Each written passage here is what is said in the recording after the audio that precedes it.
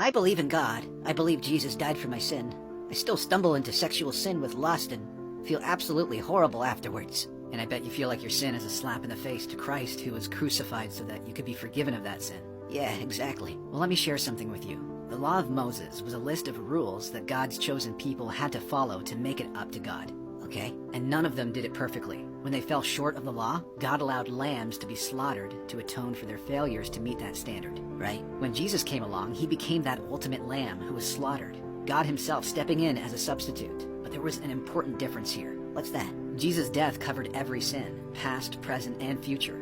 Now, it doesn't mean we should abuse his grace. Feeling horrible for sin, like you explained, is the appropriate reaction when we stumble. But guess what? What? You don't stay where you've fallen. You get back up. Put your eyes on Jesus. Don't listen to the enemy who wants you to believe that this is about you and your goodness. You stand firm and declare God's grace over you. Because you know what happens when we constantly lift up and praise Jesus for what he did on the cross? What's that? We become more like him and learn to hate sin.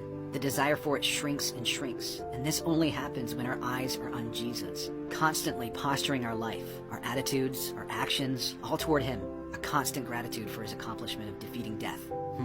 In a more practical sense, be intentional about thanking God with your words and your actions. Remove stumbling blocks. If Instagram causes you to lust, remove it. If a TV show plants ideas that grow into a stumbling block, stop watching it. I will. But don't just remove things from your life.